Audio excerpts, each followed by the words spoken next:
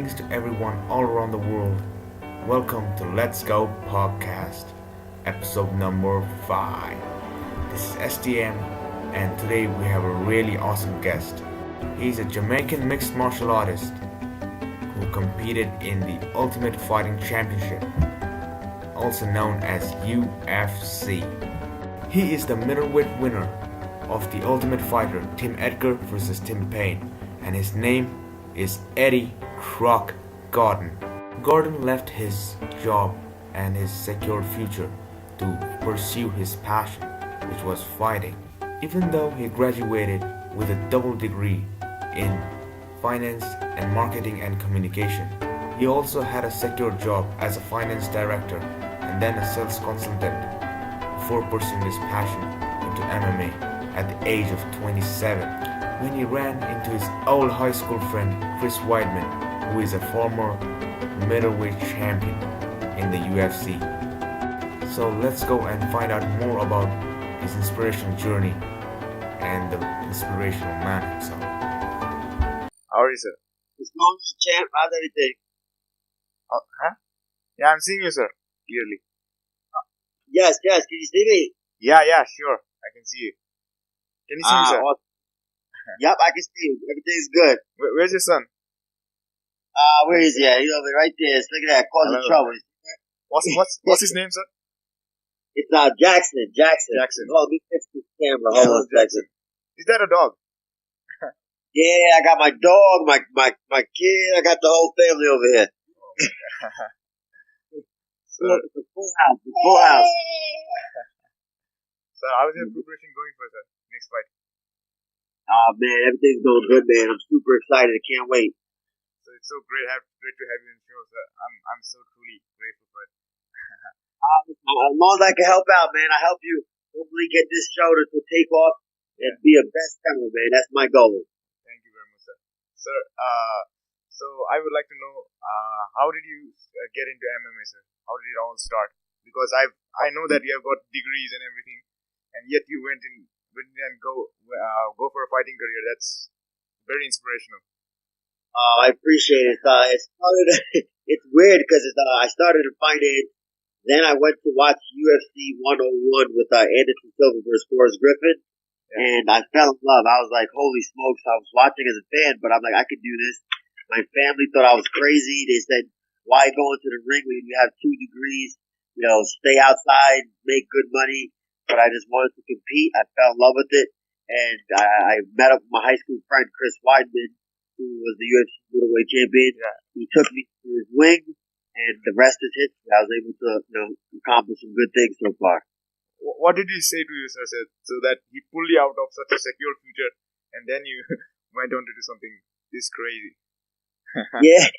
It's sometimes you gotta take a leap of faith. You gotta kind of believe in you gotta believe in yourself when nobody else does. And I just felt like I wanted to compete, and I was just willing to take a chance and just hope for the best. Oh, sir. So what did your family say when you said that I'm quitting my job, I'm quitting everything, and I'm going to MMA? They thought I was nuts. Mom said, "Why in the world do you do that?" Mom said, "You're crazy. You have kids. You gotta support your family." And I thought that it would be a better way, to be around my kid's life, be involved, and just a better quality of life if it all worked out. And fortunately, not for me, it did. If not, my mom was right. So I like to prove people wrong. That's like one of my biggest passions. I always say, if I believe it in my mind, I can make it happen in my heart and in real life. And so it did happen. At what age did you really start training in fighting? Before, did you get straight into MMA, or you got Muay Thai, boxing, or wrestling, something like that? Because I heard you were doing wrestling in high school. I read that. Yeah. There you go. You're good, man. You do research. I wrestled in high school. I went on to college to play American football because I wanted to play in the NFL. Yeah. And that didn't work out for me. This guy's taking over. He's taking over. Much love, That's it. This guy, he's the boss. So, literally, I I played football, wrestled in high school, and then I said, you know what? Let me give this mixed martial arts. All right, what you want the phone? Guy's the boss. He's the boss, man. So I said, let me give this mixed martial arts a shot, and I started. Today is what 8 years ago, but no background, no boxing, no Muay Thai. It's just a passion to just be an athlete and compete. Oh. So like, which do you like more, working in that job or doing this here? It all depends on what day of the week you're talking about. I genuinely love fighting. The only part about fighting I didn't like was making weight, but there's always going to be something that you don't enjoy. But now I got that weight under control, so I genuinely, I love fighting, man. It gives me an opportunity to hang out with this little psycho and be around with the family more, so it definitely, I'm grateful for the sport. Oh, so how did you feel like when you're going in your first MMA match? Man. There's nothing like it. Like I tell people all the time, my first MMA fight was probably the best one because it's like the first of anything. You got the anxiety. People always ask me, what was like the defining moment for me was my first amateur fight. Being in a old beat up warehouse with, 500-600 people surrounding this cage, that feeling was like, can't compare to it. It was amazing. So tell me about the time, like when you had your first fight in TUF against, I think it was against Matt Gable, and you defeated him. Yes. Unanimous. That was all. That was very nerve wracking because that was the fight to get into the show. So if I don't win that fight, then I never get a chance to be on the TV show, and who knows, where my career will go. So that was probably the most pressure. Because once you get inside the house, you just roll the dice and you just make the best of the situation. So that fight was full of anxiety, but it worked out well. Sure. Like how did you get? How did like UFC got to know about you before the TUF? It was I tell you what, I was fortunate enough that a couple of my teammates, they were in the UFC already, so they competed at a very high level, and they had tryouts. So you had to go to Vegas. You had to go meet with some producers. You had to go meet with a whole bunch of different, executives. So once I went and did that, you still there? Yeah, I'm there. I think your connection is bouncing around a little bit. I don't know if it's still. All right, there we go. I think I got you. Yeah, continue. All right. Well, no worries. So the UFC found out about me because I have, a lot of teammates that fight in UFC, and I went to Vegas. I tried out in front of Dana White, did interviews, and then they got to know me. And then we just got a good relationship. They figured my personality and my fighting ability would make for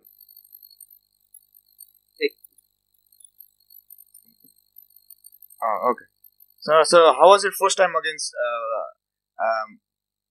being coached by Frankie Edgar? Because in first season, how was it as a person, as a coach? That's funny you said that because I just spoke with Frankie like 10 seconds ago. I just sent him a text message wishing him luck for today, his fight this weekend. And Frankie's amazing, man. He's honestly one of the hardest working people in the sport. I don't think he gets enough credit that he deserves. I think he's one of the all-time greats. Yeah. Because he took the last fight, like, he didn't have anything to gain. Yet he took that fight against Ortega, He could have waited easily for the championship match. And he lost it now. But he's great relation. That's him, though. He's a competitor. He just loves the sport. He loves to compete. He loves to push himself. And I genuinely love the guy, man. He's a great person. Yeah.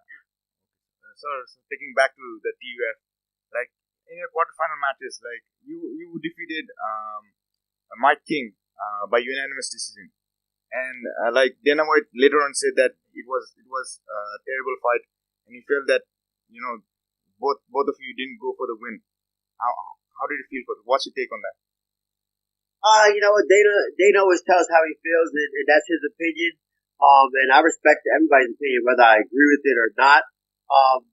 My biggest thing, when you have two guys that are competing and there's a lot on the line, it's easier to say when you're a multi-millionaire already to just go for it. So it's a lot easier said. I love Dana as a business guy, but Dana has zero mixed martial arts fight. So, it's easier when you have a Monday morning quarterback, talking like that. It's all good. I actually have a great relationship with Dana, so I think it's funny looking back on it. So, tell me about your first TUF finals, sir. You faced Diego Lamas. You knocked him out in the first round, I think. First round, yeah. Tell me, like, the feeling before the fight, in the fight, after the fight, yeah. Yeah, that fight was crazy because, like, I have a really, really good relationship with Diego. We're very close friends. I love the kid, and it's tough, man. Fighting a friend, but we had a lot of stake, and at that point, once you're in the finals, now it's time to let it all hang out. Whatever happens, happens. If you break your hand, you break your hand. At this point, you have more than enough time to recover. So I felt comfortable. That was probably one of the most comfortable fights because I was a big underdog. Nobody thought I could win. I was the only person that truly believed in myself, and I was healthy.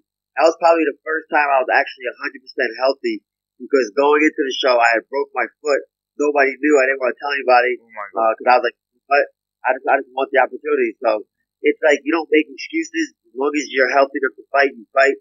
But I had broken my foot, and I didn't want to make any excuses. But I was healthy. I had my coaches, my team. So everything was aligned perfectly. And nobody really knew what I was capable of because they didn't get to see it. You did very exceptional. You won the round, of course. Thank you. Yeah, I appreciate it. So, now, like, taking you to the main card, like UFC 181. Yeah, I thought you were doing phenomenal till the first round. I think you were winning the first round, and you got KO'd by the head kick. Yeah, what happened there? I tell you what, man. It was probably, for me, I was probably one of, like, people think I'm crazy, but I think it was one of the best things that happened for me because, one, I learned rather quickly that, every second of a fight is important because I got a little bit too cocky. I got confident. The first round went my way. I figured it was very easy. I got hit a couple times in the first round. I was like, oh, this guy doesn't have any power. And second round came. I was doing really well again. I took him down. The ref put us back up. And, credits to Josh. He caught me with a great kick. He threw the kick. I never say nothing's lucky because if he never throws that kick, he doesn't land it. So he executed. And it made me grow as a person, man. It made me go and figure out, what I need to improve on. Because for me, I grew up in the UFC. I had more fights in the UFC than I did outside any other promotion. So I had to learn on the job. So for me, that was a learning process. You announced after some fights you had retired from UFC, yeah? Yeah, Facebook or something like that. Yeah, well, I did the UFC. Yeah, so the UFC after 3 fights they decided to release me. So I was in limbo. Didn't really know what I was going to do at that point. Whether I was going to continue to fighting because I felt like I've done a lot in a short period of time. Then I picked up a fight with CFC with another local promotion, and I got the love for it again. And now I'm on my journey back to greatness. Sure, sir. Yeah, I hope you'll go even further, and I think I really want you to become a champ at this time because you have gone through so much. And I truly believe that I have all of the tools to do it, and now it's just to put them together and make it happen. Yeah, and after retirement, your first match was against a Bellator veteran, yeah, Chris Lozano. You won that match. Yes, and that was must be really great comeback. Yeah. Yeah, it felt super good, man. Jackson, stop. My son's mad because I know he's mad. He wants to play with the vacuum cleaner. Guy's nuts. But that fight with Chris Lozano, man, some people told me, why would I take a tough fight, a veteran like that, my first fight back? But honestly, I like to challenge myself. I don't want to sit there and pick easy fights. You see a lot of guys that they select the easiest fight possible, fights they know they can win. And I don't know. I don't want to live like that. I want to fight the best guys in the world. I want to fight the toughest opponents that they got possible for me. And that's just the way I live my life. And I just want to never look back with any regret. So I was able to fight him, and I felt comfortable. I felt great in that fight. So it was a good time. Yeah, and so that's what I'm saying. Some people are they they pick easy fights and they hype it up like it's like one of the greatest fights, and yeah, and you don't do that, and you're like one of the most humble guys I've ever seen, yeah? And I've met you. It's an honor. I appreciate it, man. I appreciate it. You don't know how much excited I am to meet you. I'm No, shaking, man. I truly believe that, like I think I'm a fighter, obviously, but like my purpose in life is, to help as many people as possible. The more people I can touch, the more people I can impact. For me, that means a lot. So I'm more than happy to help you. I was actually happy that we could get together at a certain time. What time zone? What time is it where you are now? It's got to be early. No, it's like something like 11 o'clock. Yeah, something like that. So nice. At night, yeah. 11 o'clock. All right, so you guys are 12. So you're 12 hours ahead of me. Yeah. It's night. It's night in here. It's night in here. Wow. Awesome. So okay, fine. Do you have any regrets that you came into MMA? Any regrets? I tell you what, no, man. I have zero regret. The only regret that I do have is I set my goals too low. When I first started mixed martial arts, all I wanted to do, I started when I was 27 years old. Oh, I gave myself a 3-year time limit. I said, I want to be in the UFC by the time I was 30. I was able to do that by 10 days. I got into the UFC 10 days before I turned 30. So I feel like I limited myself. I should have set it higher. So that's what I learned. I recalibrated. I went back.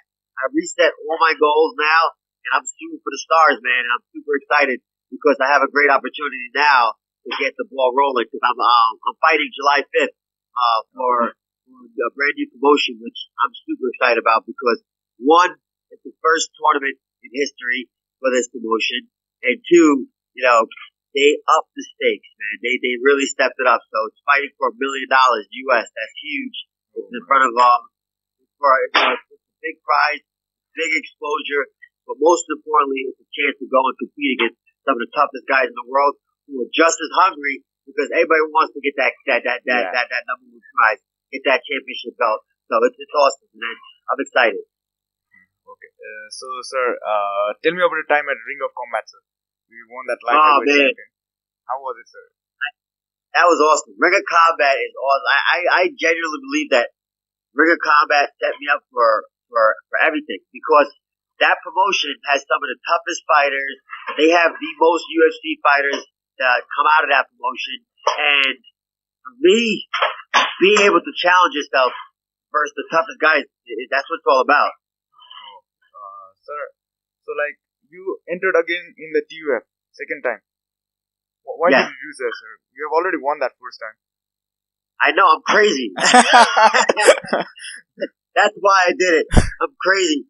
I honestly, man, whenever somebody tells me that something's impossible and the chances are, they said the chances of you winning it twice without getting hurt or something, it's almost impossible. So when somebody tells me something's impossible, it challenges me so much more that I want to achieve it. And I feel like I had nothing to gain from that. It was just more of a learning process, but I just want to push myself outside of my comfort zone.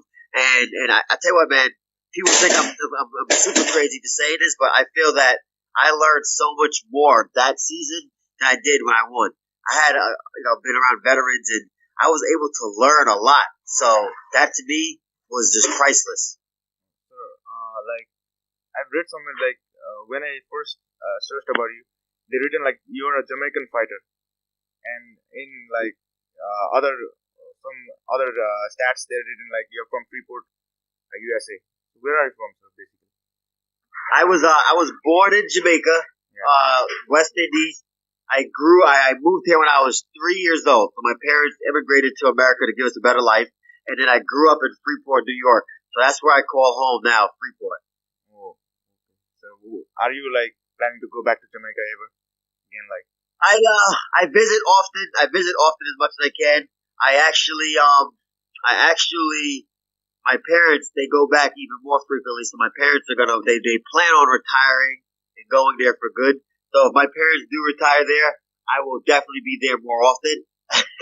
So I want to go back as well and help those kids, man. Like there's different programs and get those kids involved in mixed martial arts because it's a way that they can change their life. So, like, if I'm 24, am I too late to start MMA? Never. Never. Because by your story, when I saw your story, I'm like, wow, it was like, I thought I was old. Yeah, at 24, I'm gone. Because people say I'm starting boxing at 10 years old and this and that. And here you are, 27 years old. You start. Yeah, you're spot on, man. People thought I was way too old. People told me I was old. You can't do it. You're too. They said, don't try it. It's never going to work. And if anybody can learn anything from my stories, you're never too old to do anything. Do not let somebody else determine your goals, your dreams. Don't allow them to. Like, honestly, if you feel that you want to be, in boxing, if you feel you want to, try to fight, go for it. Like, test yourself because, you never want to look back with regret and say, I did try this when I had a chance. 24, you're a baby. You got more than enough time. Okay, thank you very much for the encouragement, sir. So, like, in your career, you have many doctor stoppages. Yeah. So, tell me about some of them. I've not seen those fights. Yeah, you know what? Honestly, those fights are probably the most rewarding for me because, one, the doctor stopped it, and two, a couple guys they didn't want to come out. They just said no more. They felt like, to me, if somebody mentally gives up, that gives me the satisfaction that they lost all hope. Like me, if I'm losing and I feel like I'm going to keep going and keep going and keep going, but for them to say, I don't want no more and literally do not come out anymore, that means I mentally and physically broke them and they thought they had no chance to win. Because the beauty of the sport, until it's over, it's never over. So that's why I think fans love it because you can see guys winning fights and they get caught with a punch and then now this guy won. So if somebody physically says there's no chance I can't come out anymore, that you physically took their soul, and that for me is very rewarding. Sounds crazy. So like, what do you like more, knocking people out or submitting them? Oh man, that's wild. I was always a wrestler, right? So I never really boxed in my life until I just started. So once you get that knockout, you fall in love with it. It's like a feeling that you're just like, oh my gosh, the fans go crazy, the place erupts. So that can be addicting, But when you submit somebody, it's like, you got their life in your hands. Like if that ref is not there, you own them. So it's tough, man. If I have to choose one, I will go with the knockout because it's new to me. It's something I really just, 5-6 years ago just started learning. So I'll take that. Sir, would you like to score more submissions like the one you did in that Edgar Lima's fight? I definitely want to. I got Matt Serra, who's probably one of the best BJJ coaches in the world. So you think I should focus more on my jiu-jitsu? But I'll just take the win any way it comes, man. Wins are hard to come by. Yeah. Knockout, submission. Any way that's in the fate, I'll take it. But let's go. I might go for some more submission to surprise some people. So, let's go back to football. Yeah, like when you started playing football, what were your dreams? Yeah, playing NFL, playing the. 100%. Like football was my first love. Football was my first passion. I thought I'd be playing on Sundays in the NFL. That didn't work out for me. I was very sad about it. I have a lot of friends that play. And I was just like, why? How come my dreams get shattered and crushed? And it just wasn't in the plans for me. And I'm happy the way things worked out because, the average NFL career is only 3 years. I've been able to do mixed martial arts for now going on 8 years. And I feel like I'm just getting started. So there's no way in the world I've been able to play the football at that high level for 8+ years because it just takes a toll on your body. So I'm happy the way that things turned out. Sir, let's move to Conor. Yeah, what do you think about that? Yeah, that incident and the Conor Khabib fight. Oh, absolutely crazy! I cannot believe that even went down like that. I always stick up for Conor because after I won the UFC show, they flew me out to Ireland. I was able to watch him fight live versus Diego Brandao, and nothing but amazing things to say about Conor. He was a great guy. He very, very humble. everything. And, when the camera comes on, he has this alter ego, which is great for business, it's great for UFC, it's great for everybody, and it's entertaining. So everybody loves it. But this act, this whole situation was just really bad because you know what? Not only did it damage his image, but it also physically hurt other fighters that they couldn't compete in their fight. So now you're costing people money for their family, and that's a big no-no. And that just looks bad. It makes us look not like a martial arts. It makes us look like a bunch of thugs. So that wasn't good. And some people say, oh, it was a marketing plan. I don't think it was a marketing plan. I think Conor lost control and let his emotions get the best of him. So, what do you think about Conor versus Khabib? How would they match up against I gotta pick Khabib, man. I just feel that Khabib is just too tough. He's too tough of a fighter. I don't think Conor has the best wrestling skills, and wrestling is not something you can learn overnight. And if Khabib takes you down and you're not really skilled on the ground, it's going to be a long, hard fight. Conor's a stand-up guy. Conor's stand-up is definitely better than Khabib, but the fact that Khabib can control where that fight goes it will be a long night for Conor, in my opinion. But hey, what does that matter? It doesn't matter what I think, right? Conor has that guy's probably he's got the most belief in himself, and that's what's important. So what do you think about Tony versus Conor or Khabib? Oh, because Dana is saying Tony versus Khabib is never happening. I know, man. That's like they got a black cat following them around every single time. It's so weird with that. They can't get that fight to go. Stop it! My son wants to play with the vacuum cleaner. I won't let him. He's relentless. So he gets jealous when I do these interviews. But Tony and Khabib's an interesting fight, man, because Tony got wrestling, so he has good wrestling. So I think that's the toughest thing. That's the toughest opponents for Khabib. A guy that has good wrestling that could keep him standing up. Because we all know that, he's not the most comfortable there. So that'll be a fight I would love to see. Tony's good off the back. Exactly. So he's good off his back. So it'll be a crazy matchup. My son. Sir, one last question. All right. I'll get him involved.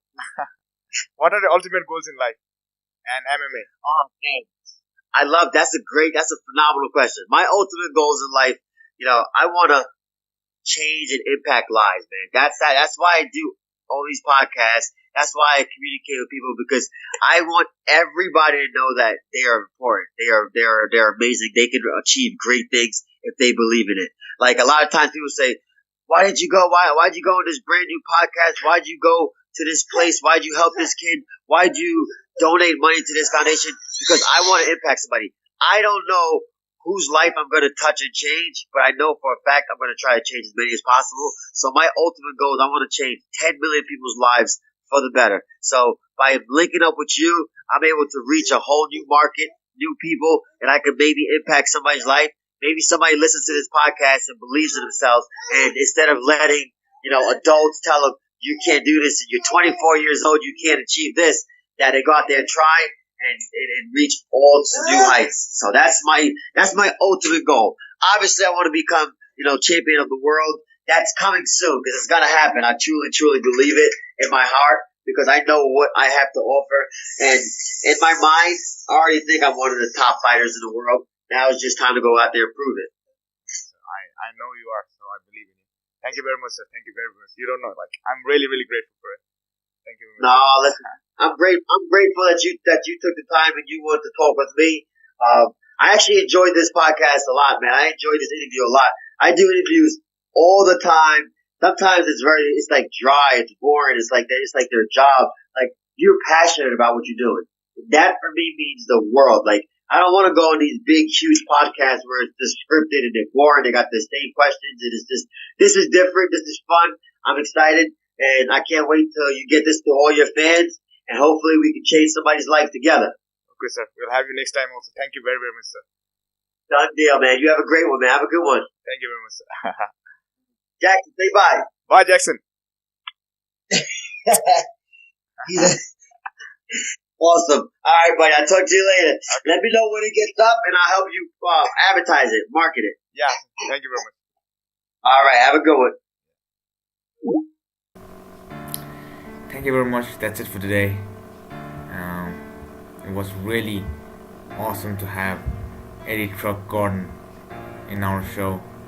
You know, he is very kind and very inspiring.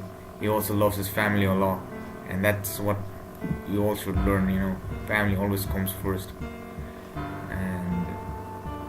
And he also teaches us that it's never too late to do anything. So thank you very much. That's it for today. We'll see you next time in the next episode. Until then, let's go. And please do subscribe to follow the stories of such inspirational figures. Hope you all reach your goals and live a happy and successful life. Thank you very much. See you on the next episode.